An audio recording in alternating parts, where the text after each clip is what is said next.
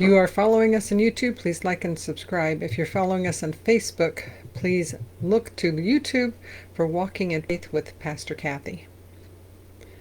Hello, my name is Pastor Kathy Kollar. I'm the pastor of Pleasant Valley Lutheran Church near Malabar Farm and St. Paul Lutheran Church in Lucas, Ohio. Greetings. We are reading through the Bible with commentary. We are in the book of Exodus. We're actually toward the end of the book of Exodus. I'm not quite sure how far I'm going to make it today. God has given direction how to build this movable temple, a tabernacle, a tent of a place where God can meet his people, and a box to hold the covenant, the most important thing of all, the law, the Ark of the Covenant, completely covered with gold. And now we're going to hear about them actually creating, constructing, and making all of these things that we've heard directions to make. So at the end of chapter 35, we heard about Bezalel and Aholiab being selected to be in charge of all of this work. And this whole section actually continues in chapter 36. Bezalel and Aholiab, and every skillful one to whom the Lord has given skill and understanding to know how to do any work in the construction of the sanctuary, shall work in accordance with all that the Lord has commanded. Moses then called Bezalel and Aholiab, and every skillful one to whom the Lord had given skill, every one whose heart was stirred, to come and do the work. And they received from Moses all the free will offerings that the Israelites had brought for doing the work on the sanctuary. They still kept bringing him free will offerings every morning, so that all the artisans who were doing every sort of task on the sanctuary came, each from the task being performed, and said to Moses, "The people are bringing much more than enough for doing the work that the Lord has commanded us to do." So Moses gave command, and the word was proclaimed throughout the camp. No man or woman is to make anything else as an offering for the sanctuary. So the people were restrained from bringing, for what they had already brought was more than enough to do all the work. So they had put out a call, please donate for the sanctuary, leather, cloth, wood, gold, silver, and they brought more than enough. Verse 8. All those with skill among the workers who made the tabernacle with 10 curtains, they were made of fine twisted linen, and blue, purple, and crimson yarns, with cherubim skillfully worked into them. The length of each curtain was 28 cubits, and the width of each curtain 4 cubits. All the curtains were of the same size. He joined 5 curtains to one another, and the other 5 curtains he joined to one another. He made loops of blue on the edge of the outermost curtain of the first set. Likewise he made them on the edge of the outermost curtain of the second set. He made 50 loops on the one curtain, and he made 50 loops on the edge of the curtain that was on the second set, and the loops were opposite one another. And he made 50 clasps of gold, and joined the curtains one to the other with clasps, so that the tabernacle was one whole. So curtains hanging around, blue, gold, or blue, purple, red, and connected with clasps of gold. Verse 14, he also made curtains of goat's hair for a tent over the tabernacle. He made 11 curtains. The length of each curtain was 30 cubits, and the width of each curtain 4 cubits. The 11 curtains were of the same size. He joined 5 curtains by themselves, 6 curtains by themselves. He made 50 loops on the edge of the outermost curtain of the one set, and 50 loops on the edge of the other connecting curtain. He made 50 clasps of bronze to join the tent together, so that it might be one whole. Then he made for the tent a covering of tanned ram skins, and an outer covering of fine leather. So you've got the tabernacle, it's got the Ark of the Covenant, then you've got the curtains that form the actual tabernacle, then you have the tent over top of that, and then over top of the tent, or on the outer layer of the tent, is leather. And it's all held together with clasps. Verse 20, then he made the upright frames for the tabernacle of acacia wood. 10 cubits was the length of the frame, and 1.5 cubits the width of each frame. Each frame had 2 pegs for fitting together. He did this for the frames, all the frames of the tabernacle. The frames for the tabernacle he made in this way: 20 frames for the south side, and he made 40 bases of silver under the 20 frames, and 2 bases under the first frame for its 2 pegs, 2 bases under the next frame for its 2 pegs, And for the second side of the tabernacle on the north side, he made 20 frames, and there are 40 bases of silver, 2 bases under the first frame, 2 bases under the next frame. For the rear of the tabernacle westward, he made 6 frames. He made 2 frames for the corners of the tabernacle in the rear. They were separate beneath, but joined at the top, at the first ring. He made 2 of them in this way for the 2 corners. There were 8 frames with their bases of silver, 16 bases under every frame, 2 bases. He made bars of acacia wood, 5 for the frames on the one side of the tabernacle, and 5 bars for the frames of the other side of the tabernacle, and the 5 bars for the frames of the tabernacle at the westward. He made the middle bar to pass through from end to end halfway up the frames, and then he overlaid the frames with gold, and made rings of gold for them to hold the bars, and overlaid the bars with gold. So we're creating this tabernacle. It's got frames to hold up these curtains, and the frames are made of wood, but they're completely covered with gold. They have silver bases to hold them up, and then they have connecting bars that are made of gold, or covered with gold. Verse 35, he made the curtain of blue, purple, and crimson yarns and fine twisted linen, with cherubim skillfully worked into it. For it he made 4 pillars of acacia and overlaid them with gold. Their hooks were of gold, and he cast 4 bases of silver. He also made a screen for the entrance to the tent, of blue, purple, and crimson yarns and fine twisted linen, embroidered with needlework, its 5 pillars with their hooks. He overlaid their capitals and their bases with gold, but their 5 bases were of bronze. So as you're going into the tabernacle, there's a screen and to cover the door, so that you would have to go around the screen. And then when you get to the inside, there's the holy, and then there's the holy of holy, the most holy place. For the Ark of the Covenant, there's a curtain that hangs in front of that, and it's got pillars and bases and the whole works like everything else. Chapter 37. Bezalel made the ark of acacia wood. It was 2.5 cubits long, 1.5 cubits wide, and 1.5 cubits high. He overlaid it with pure gold inside and outside, and made a molding of gold around it. He cast for it 4 rings of gold for its 4 feet, 2 rings on its one side and 2 rings on the other side. He made poles of acacia wood and overlaid them with gold, and put the poles into the rings on the sides of the ark to carry the ark. He made a mercy seat of pure gold. 2.5 cubits was its length, 1.5 cubits was its width. He made 2 cherubim of hammered gold. At the 2 ends of the mercy seat he made them, 1 cherub at one end, and 1 cherub at the other end. And of one piece with the mercy seat he made the cherubim on its 2 ends. The cherubim spread out their wings above, overshadowing the mercy seat with their wings. They faced one another. The faces of the cherubim were turned toward the mercy seat. So mercy seat, also another name for it, is the cover. So a box, 1.5 cubits. So a cubit is maybe 18 inches. So 1.5 cubits, 18 plus 9 is 27 inches. So about this wide by this tall, and then longer, but not huge. So, but it's also not tiny. Like, it's a substantial thing. The Raiders of the Lost Ark actually didn't do a bad job with it. At the bottom for the feet there are rings, and then through the rings there are poles. The entire thing is made of wood but covered with gold. Then there's this cover for it, the cover or the mercy seat, because this is where God sits and has mercy on us, is solid gold. It's not wood covered with gold, it's gold, and it completely covers the top. Has 2 cherub, so the plural of cherub is cherubim. The 2 cherubim are facing each other with their wings spread out so that they're covering the cover, and they're like overshadowing the cover of the Ark of the Covenant. Then, like, the Raiders of the Lost Ark actually didn't do that bad as a description of the thing. Verse 10, he also made the table of acacia wood, 2 cubits long, 1 cubit wide, 1.5 cubits high.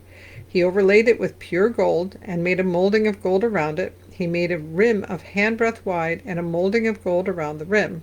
He cast for it 4 rings of gold, and fastened the rings to the 4 corners at its 4 legs. The rings that held the poles used for carrying the table were close to the rim. He made the poles of acacia wood to carry the table, and overlaid them with gold. And he made the vessels of pure gold that were to be on the table, its plates and its dishes for incense, and its bowls and flagons with which to pour drink offerings. So all of this stuff is movable. They're still on the move through the desert. So the Ark of the Covenant has rings with poles that never come out. They're just in there to carry the Ark. And also this table. It's not the altar, but it's kind of like an altar because it holds plates and vessels that you can pour a drink offering in. They're all made of gold. Lampstand. Verse 17, he also made the lampstand like a menorah of pure gold. The base and the shaft of the lampstand were made of hammered work. Its cups, its calyxes, and its petals were of one piece with it. There were 6 branches going out of its side, 3 branches of the lampstand out of one side, and 3 branches of the lampstand out of the other side of it. 3 cups shaped like almond blossoms, each with calyx and petals on one branch, and 3 cups like almond blossoms, each with calyx and petals on the other branch. So for the 6 branches going out of the lampstand. On the lampstand itself there were 4 cups shaped like almond blossoms, each with calyxes and petals. There was a calyx on one piece with it under the first pair of branches, a calyx of one piece with it under the next pair of branches, and a calyx of one piece with it under the last pair of branches. Their calyxes and their branches were of one piece with it, the whole made of one hammered piece of pure gold. He made it 7 lamps and its snuffers and its trays of pure gold. He made it all and its utensils out of a talent of pure gold. So this is a menorah. So it's got a piece going up with a light at the top and branches coming out. And this is a very quick drawing. And where each of these branches meet there's like petals, like flowers, like almond blossoms. So it'd be very ornate, very beautiful, looking like flowers for each of those 3 joints that have the branches coming up, and then a 4th one at the top, so that there's 7 lights. It's a menorah, and it's the first description of how the menorah was to be made. Okay, where were we at? Altar of incense. Verse 25. He made the altar of incense of acacia wood, 1 cubit long, 1 cubit wide. It was square, and it was 2 cubits high. Its horns were of one piece with it. He overlaid it with pure gold, its top and its sides all around, and its horns. He made for it a molding of gold all around. He made 2 golden rings for it under its molding on 2 opposite sides of it, to hold the poles with which to carry it. And he made the poles of acacia wood and overlaid them with gold. So again, made portable. It's an altar for incense. It's about a cubit, so about 18 inches square and about 36 inches tall, made to hold incense.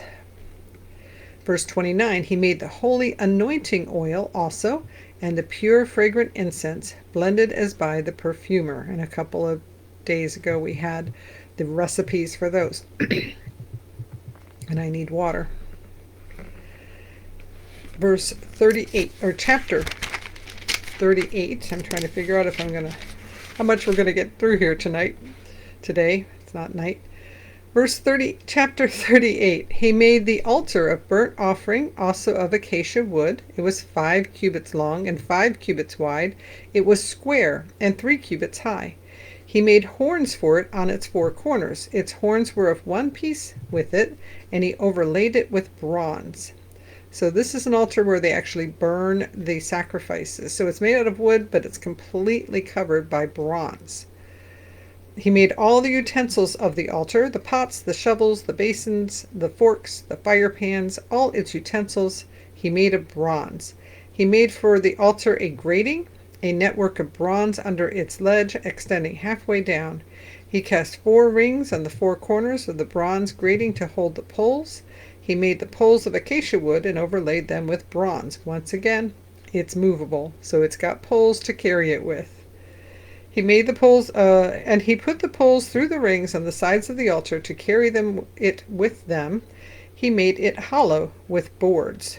He made the basin of bronze with its stand of bronze from the mirrors of the women who served at the entrance to this tent of meeting. So people were donating And the bronze that was donated for this basin, basically a sink where the priests can wash before they go into the temple, made out of bronze. And the bronze that they used was donated by the women who serve at the temple with their mirrors, because a mirror was basically bronze that had just been polished so much that it was shiny. Was it a mirror like what we imagine a mirror to be? No, it was not as good of a mirror as that. It would have not been. But you could get a sense of what you looked like and what your hair looked like, but not the same as a mirror like we would have. Making the court. Verse 9, he made the court. For the south side, the hangings of the court were of fine twisted linen, 100 cubits long. Its 20 pillars and their 20 bases were of bronze, but the hooks of the pillars and their bands were of silver. For the north side there were hangings 100 cubits long. Its 20 pillars and their 20 bases were of bronze, but the hooks of the pillars and their bands were silver. For the west side there were hangings 50 cubits long, with 10 pillars and 10 bases. The hooks and the pillars and the bands were of silver. And for the front to the east 50 cubits. The hangings for one side of the gate were 15 cubits, with 3 pillars and 3 bases.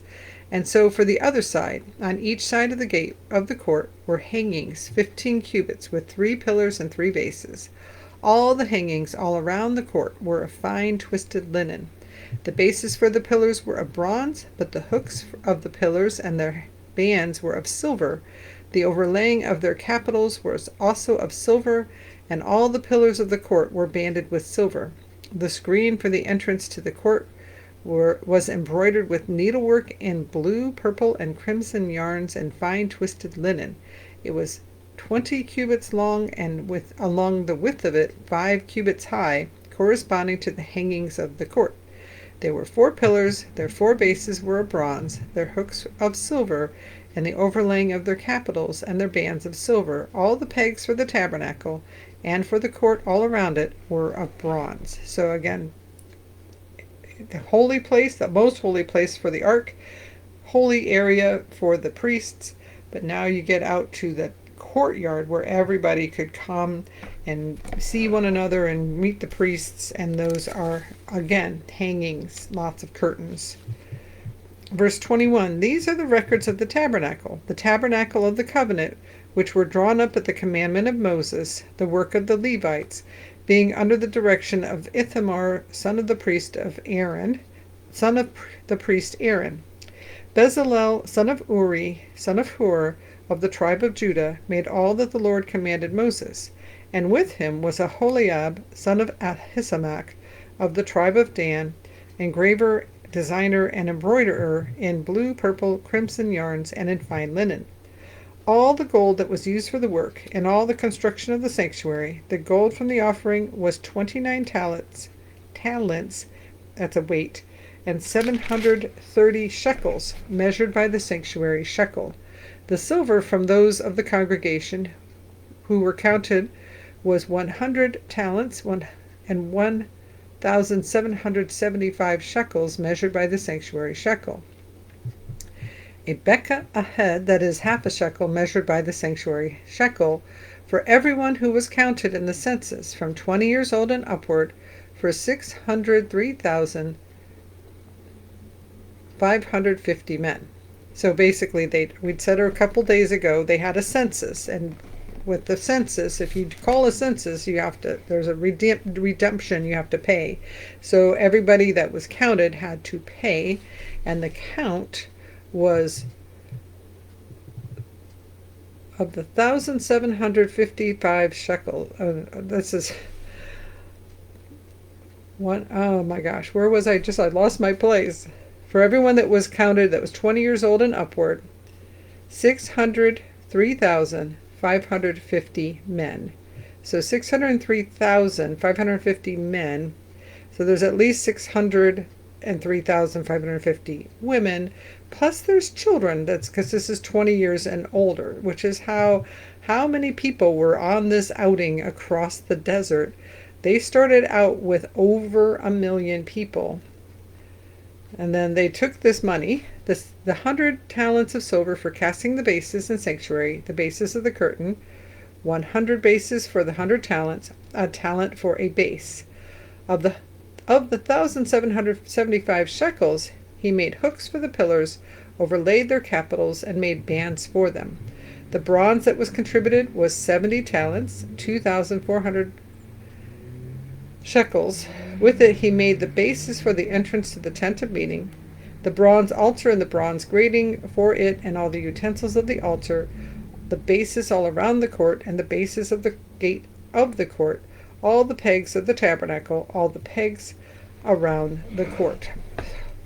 So this is why it's hard to read through parts of the Bible, because you're like, oh, why is she reading me about bases and shekels and who knows?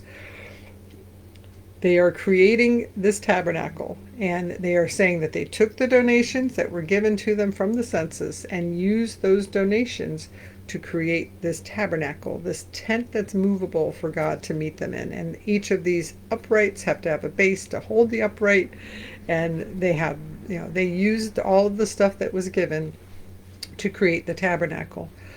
So tomorrow, I think we only have 2 more chapters for Exodus, and I was hoping to get through, but that's too much for today. Tomorrow we'll hear about them creating the vestments, finishing the work, and installing all of it. And it's like, so what? Well, so what is that these people were worshiping God, and they were worshiping God the way that God called them to worship him, and following the directions that God gave them, and honoring God by creating a place where God could meet them, that they could sacrifice to God, that they could have a gathering place. So they wanted to do it the way that God commanded them to do it. And here's all the records of how it was done. And some of it is like, okay, that's a little tedious. On the other hand, it's kind of cool to think that people were so generous that they had to say, stop giving, we have too much, we have enough, we don't need any more gold or bronze or linen or leather, we've got plenty. And that they really did work to create this tabernacle to be as beautiful as they could, and just create it in a way that honored God. And of course, we all should find ways to honor God and to do what we feel that God is calling us to do. And now may the Lord bless you and keep you. May the Lord make his face shine upon you and be gracious unto you. May the Lord look at you with favor and give you peace. In the name of the Father, and of the Son, and of the Holy Spirit. Amen. Go in peace. Serve the Lord. Thanks be to God. And thanks for being here. Thanks for watching.